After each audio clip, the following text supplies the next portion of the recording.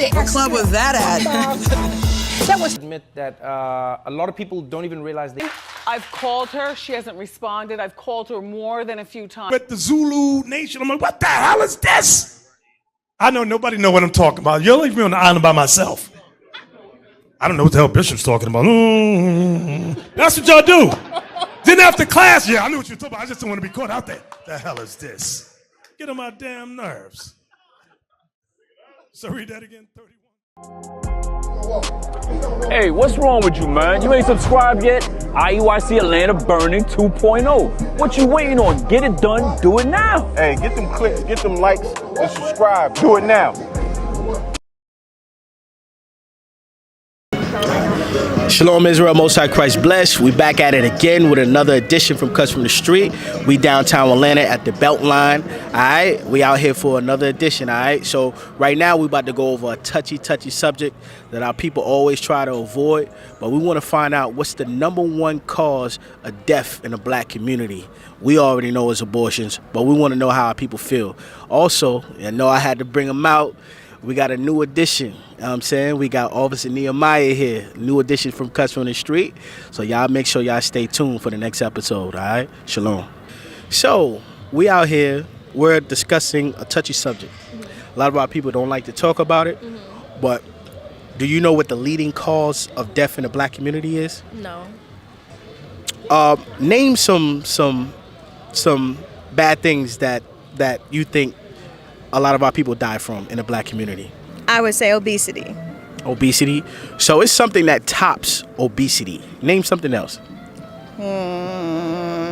Well, as you know, we were looking at it from a spiritual perspective. I would say disobedience. Yes, my guess would be, gun violence? Besides police brutality, I would say the medical system for sure. Okay. Just like, health issues and stuff like that. Okay. Our environment. Okay. All right, well, just recently, a lot of people, we just had the election that happened, and we had Donald Trump, and we had Kamala Harris, right, who was running. A lot of black people were choosing the side of Kamala Harris, based off of everything she stood for, and a lot of people were against what Donald Trump stood for. One of the main things that black women agreed to when it came to Kamala Harris, it was something to do with their bodies. You familiar with it? Yes, I am definitely familiar with it. So what was it about? It was about pro-choice. Okay, pro-choice. How much do you think an African American life is worth in the eyes of the government? Well, I would say it's invaluable, which is why they go through all the lengths to try and make sure that we aren't born or die early or are locked away to still, participate in servitude, things like that.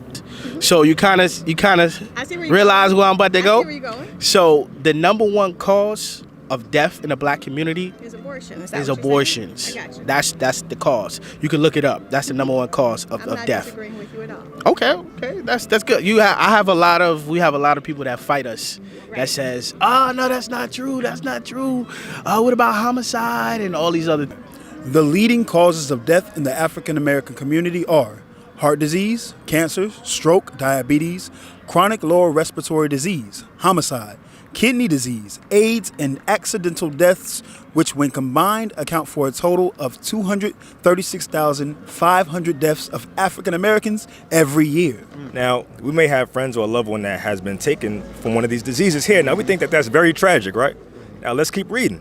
From 1978 till 2015, black women aborted an average of 405,500 abortions every year. So every year, the black woman aborts, abortion alone, not the other stats we read. Abortion alone has more deaths than what we read before. The cancer, diabetes, AIDS, HIV, all those things don't even come close to the rates of abortion in our community.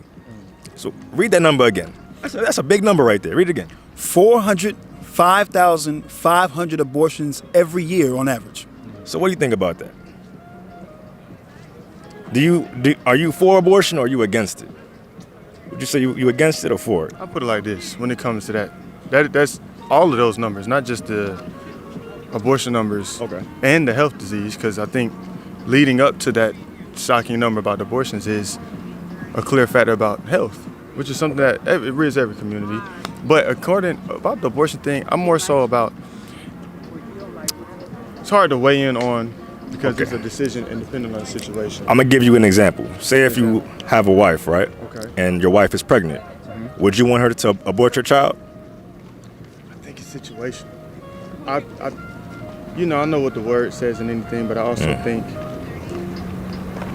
let's get what the Bible says. Everybody got free will. Let's get what the Bible says on that. I want the law. All right.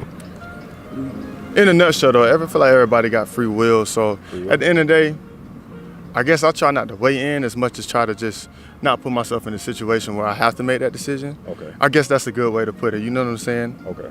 Using contraceptives or whatever, abstinence, safe sex, all of that kind of thing. You know what I mean? Now, it's a lot of reasons behind why people say they get abortions. Do you agree with him? I feel like, depending on the situation, like I get those who may have been in like maybe overpowering situation, if you get what I'm saying, then okay, yeah. But if you made the grown-up decision to lay down and do those grown-up things, I feel like you should take care of that responsibility, just along with anything else. Because you're not even giving the child an option to have a say-so, So, look, as you can see, I'm definitely... I see. I feel like for me personally, no matter the situation, I'm not going to do that because, like I said, it's not my choice to take somebody else's life, you know what I'm saying? So, yeah, no. You had to guess what % of Planned Parenthoods are in the African American community? Just a percentage. How much do you think are in African American communities? I would say upwards of, about like 87%? Overshot it by 7, but you're absolutely right. 80% of Planned Parenthoods are in our communities. Now, my first question was, how much is that life worth, right? So on average, how much do you think it costs to get an abortion? I don't know. Let's see. Well, I know local anesthesia is about $300-400 just from having my own kids.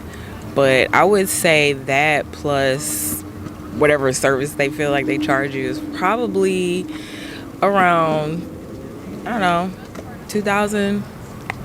God knows, even that's too low of a number, but the truth is it's lower.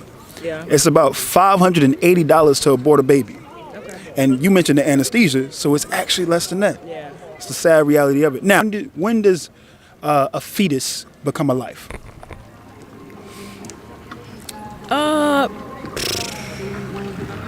Personally, I don't know. I don't really get into the complications of that because, I mean, they're single cell organisms, but I just feel like people who decide to not have kids probably did it for a good reason. All right, so watch this. Let me get Jeremiah 1:5. Because God, he looks at that single cell organism a bit differently than we do. Yeah. I know that has been a debate amongst our community, but let's see what God says about that single cell. Or is it even a cell yet? Let's see. Go ahead. Jeremiah chapter 1 and verse 5. Before I formed thee in the belly, I knew thee. And before thou camest forth out of the womb, I sanctified thee, and I ordained thee a prophet unto the nations. So before he formed us, because that single cell has to go through the phases of being an embryo, becoming a fetus, and the whole nine. God said before all of that took place, I knew you. Right. He knew that life and what he gave that life a purpose before it was ever even formed into the full term, what do you call it, first trimester, second trimester, the stages. He said, I knew you way before all that. But he was talking to Jeremiah, right? Nah, he was talking to Jeremiah, but he says that to several prophets. For me, that's why I actually did not agree with that particular stance that Kamala had. Okay, that's good. That's good. So you don't approve of abortions? No. Okay, good. That's good. A lot of our people fight us. I'm telling you about this. I completely understand, and I'm not saying, I don't ever want to be, hypocritical in regards to any aspect. When you know better, you do better. What you may have done, previously in your life, when you learn better and you know better and you want better, spiritually and for your community, you make different choices and you support different things. So that's good. That's you're good. You probably the first one. Come on now. Come on. No, because you know how our sisters are. You know them. You know how y'all can get. This is a real touchy subject, especially when it deals with dealing with y'all's body. A lot of sisters say it's my body, it's my choice. But if you look at it on a different aspect, if a man doesn't want to be a parent, he's forced to be a parent. For instance, it's everywhere in the community. For instance, say a black couple, a young brother and a young sister, they have sex and she conceives the child. She gets pregnant, and he says, "I don't want that child," and she says, "I want it." Well, he says, "Well, I don't want it," and she says, "You know what? That's cool. You don't have to." She would go down to the courthouse for the most part and get the government involved and would make him be a part of that child's life, meaning he would have to pay financially pay a portion to be a father to that child when he doesn't want to. But when it's flipped, if a woman says she don't want the child and a man says he wants the child, then it's out of his hands. He has no control over that. So what are you advocating as it relates to that? See, now when we start to get into these different nuances, we're going to have a different conversation, just simply because at the end of the day, the woman's body does have to grow that child. She is the closest she's ever been to death when you're having childbirth. So that is that kind of outweighs as it relates to a choice. When she's saying, I want to keep my child or what have you, what's going on, the decision within my body, so I understand that the man has a role in making the child and, that sort of thing. But I do feel as though he definitely still should be providing for that child. Somebody mentioned sterilization earlier. That was happening everywhere, especially like the islands where Black people weren't even being paid attention to. Right. So. No, speak the truth. Go ahead. Yeah. I mean, I don't know. Like I said before, there's always great lengths to experiment on us, to give us these false notions of what we should and shouldn't do, and especially Black women, and how because women had to fight all extra hard to even be heard in the first place. Black people are always made to feel second to everyone else. So I guess the plight is a little stronger. So the things that we go through, nobody really cares about. And I, even from experience, having my own kids, like I got ignored when things were happening to me or whatever. People were just walking past me. You're married? Or your boyfriend? What? I'm not married. You're not married? You have a boyfriend? Yes. Well, Lord's will, hopefully he marry you. Yes, definitely. Yeah, pressure him to marry you. No, he pressures me. I'm like, just... Oh, good. So what you waiting on? What you waiting on then? I don't know. I feel like just because of what I've grown up around and like not only just my parents but other like family members I guess I feel like they jumped into a commitment like that before actually being ready, and then down the line things didn't work out. I just want to make sure, obviously, like everybody's not always at 100%. We always have things to work on, but I want to feel completely comfortable with it's good. Completely comfortable with that decision, because I feel like that's a big thing. I don't want to just jump into it just because of the thrill or the idea of it. Okay, good. You got a good head on your shoulders. So would you say a man, does he take part in abortions, or would he have some sort of say when dealing with your body, or is it all on you? How do you feel about that? I definitely, if that was something that I would consider, I definitely would want to speak to like my partner about it, because it's not only just my child, but it's his. So we would definitely have to have a conversation, and if we don't agree, then I feel like I guess we would have to have another conversation, because I would want us to come to terms on it, because that's a big decision, Okay, good. You got that's good. So hopefully you get married one day. Hopefully he marries. I don't know what you waiting on. Okay, you say abstinence, safe sex. Now, first I want Hebrews 13:4 first, and then I want Exodus chapter 20 about thou shalt not. You know what I want. Hebrews 13:4. Because many of our sisters today, they are having these abortions because they're having sex out of wedlock. They're not married. They're not married, and they're having sex, and more sex, and having children, not knowing that they're going to have children, and they end up killing the baby. Let's see what God says about that. Hebrews chapter 13, verse 4. Marriage is honorable in all. So God honors marriage, right? Go ahead. And the bed undefiled. So whatever you do with your wife, that's fine in God's eyes, as long as it doesn't go against the laws of fornication. Go ahead. But whoremongers and adulterers, God will judge. But whoremongers and adulterers. A whoremonger is a man that sleeps from woman to woman to woman. And even it says, and adulterers, that means someone that breaks the laws of marriage. A woman, you have to have a whoremonger for there to be whores. Right? So read it again. Marriage is honorable in all, and the bed undefiled. But whoremongers and adulterers, God will judge. It says God is going to judge those people that are jumping around out of wedlock. And what example do we have of that here in Atlanta, Georgia? We have STDs, single-parent households, and even abortion comes from that, from having sex outside of marriage. God says marriage is honorable. So watch this. This is pertaining to your situation, right? Because you said your partner is ready, right? So I'm going to show you he's in the spirit of this Bible right here. So hopefully we're going to acclimate you so you could get in the spirit, all right? This is what we need. We need to see this. We need to see young black families. We need to see marriage. We need this. This is not common in our, in our communities, and we need this. You know what I mean? This is, think about your cousins, your nieces. They see that. They see you getting married. They see this. You will be an example to them, and they will look up to that and follow and do the same, right? So read this. Exodus chapter 22, verse 16. And if a man entice a maid. That's you. So if a man entice a maid simply means a woman, a young woman, right? Read, he entice her, meaning he spit game to her, right? Read. That is not betrothed. She's not married. She's not engaged to anybody. She don't belong to anybody else. Read. And lie with her. And he lay down with her, right? He, they do the tango, you know what I mean? And he lie down with her. What should he do next? Read. He shall surely endow her to be his wife. What? He shall surely endow her to be his wife. So he's supposed to make you his wife. So that's what the brother is trying to do. Yes, he is. So don't stop the brother. Let the brother, y'all could go. Y'all don't have to have a big fancy wedding or whatnot. Y'all go down to the courthouse, get the papers, get married, go out, have a nice little dinner, go on a vacation or something like that, and y'all good. All right. So hopefully, we want to see that. It didn't wind blowing. Y'all over here, don't be. Yeah. All right. So we definitely appreciate your time. We know you got to go. I appreciate y'all. No problem. I ain't gonna lie. I feel like that talking to y'all definitely, That's good. That's help good. me have a better let me see, like headspace with the marriage thing. Genesis chapter 2 and verse 22.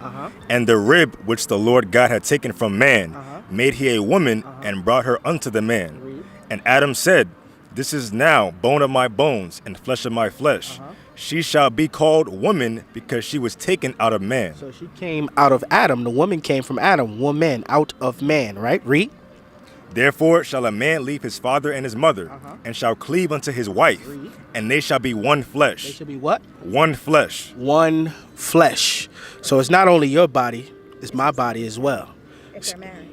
Exactly. See, that's the part. That's what it should be, that covenant there. And I believe if we could get back to that within our community, and that's just not a female thing, that's not just a woman thing. I really feel like marriage to be more celebrated in our community. Absolutely. I think we'd have less of the issues and challenges that Absolutely. we have. I 100% agree with you. All right. Well, So- we're in agreement. Yeah, cool. So, all right. That was another edition of Cuts, all right? Hey, so there you have it. This is another edition of Cuts from the Street. Listen, man, some of our people, you'll be surprised. Some of the women that we interviewed, they were actually up on game. Some of the sisters, they actually agreed with not killing, with not, committing adultery. And then we had some ratchetness. We had some ratchet sisters. Like, they was going all over the place about the Bible. And pretty much they were trying to make the Bible false based off of different doctrines that they heard, which they have no edification on for the most part. So I'm gonna let the young gun, I'm gonna let I'm gonna let the newbie come in. All right, so he gonna finish y'all off. So tell him what's up, man. For what we have been talking about today, I've noticed that a lot of ratchet black women, they agree with abortion, and they all like to bring up the rape and the incest, but we have the stats, like Officer Caleb mentioned, and it doesn't equal 1%. So stay tuned for the next episode, all right, Israel? I'm going to let Officer Eli close it off if he wants to. All right, shalom, Israel. That's another edition from Cuts from the Street. Shalom.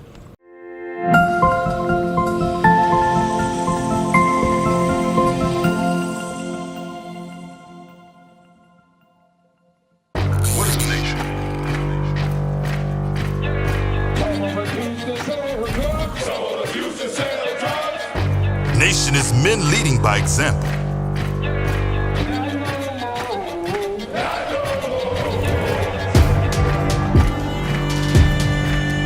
Nation is family.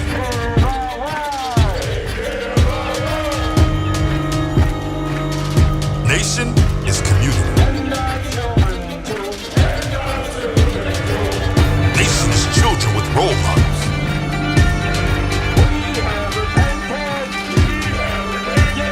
Nation is unity.